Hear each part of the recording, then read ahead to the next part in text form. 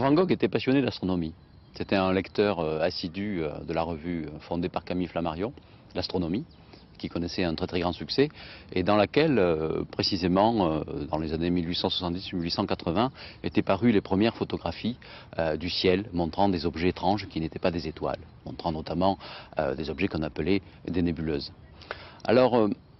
la fascination de Van Gogh pour l'astronomie nous est bien connue, par exemple à travers sa correspondance avec son frère Théo. Vous savez qu'en 1889, après un épisode plutôt dramatique dans sa vie, l'épisode de l'oreille coupée, il a été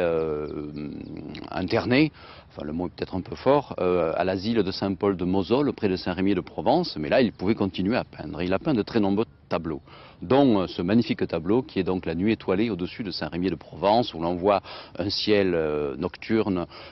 absolument extraordinaire, chargé d'astres énormes. On voit la Lune, on voit des astres, des étoiles gigantesques, et puis d'étranges tourbillons dans le ciel. Alors évidemment, on peut se poser la question, est-ce qu'il y a un minimum de réalisme dans cette configuration céleste peinte par Van Gogh? Alors ce qui est très intéressant, c'est que Van Gogh a écrit le 25 juin 1889 une lettre à son frère Théo, lui disant « J'ai enfin achevé la nuit étoilée ». Donc on peut penser que Van Gogh a commencé à poser la première esquisse de ce tableau quelques semaines auparavant. Et grâce au logiciel de reconstitution astronomique dont on dispose aujourd'hui sur les ordinateurs, on peut calculer l'aspect du ciel à l'époque où Van Gogh a commencé son tableau au-dessus de Saint-Rémy de Provence. Donc je me suis amusé à faire cette reconstitution et j'ai trouvé quelque chose de très troublant, c'est-à-dire une date extraordinairement précise et un moment extrêmement précis où la configuration du ciel porte les astres, c'est-à-dire le croissant de lune, Vénus apparaissant au-dessus de l'horizon, un couple d'étoiles de part et d'autre du grand cyprès, exactement à la position peinte par Van Gogh. Cette date, c'est le 25 mai 1889 à 4h40 du matin. C'est le moment unique où il y a eu cette configuration dans le ciel, et on peut donc penser que Van Gogh,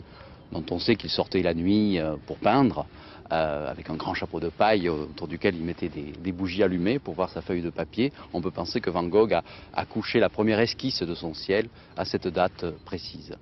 Et ce qu'il y a de plus fascinant encore dans cette nuit étoilée, c'est qu'il y a un objet invisible à l'œil dans ce tableau, qui est un énorme tourbillon en forme de spirale, en plein centre donc du ciel étoilé. Eh bien, en fait, on s'aperçoit, quand on fait ces reconstitutions astronomiques, qu'à cet endroit précis, il y a ce qu'on appelle une galaxie, une nébuleuse en forme de spirale, vue de face, qui a exactement en fait la forme du tourbillon de Van Gogh. Et bon, cette nébuleuse avait justement été photographiée peu de temps auparavant, et la photo était parue dans les revues d'astronomie. Et donc on peut penser que Van Gogh, fasciné par la possibilité que la photographie puisse révéler des objets invisibles en astronomie, a incorporé ce gigantesque tourbillon dans son ciel, ce qui rend encore plus réaliste donc en fait la véritable carte du ciel qu'on trouve dans la nuit étoilée.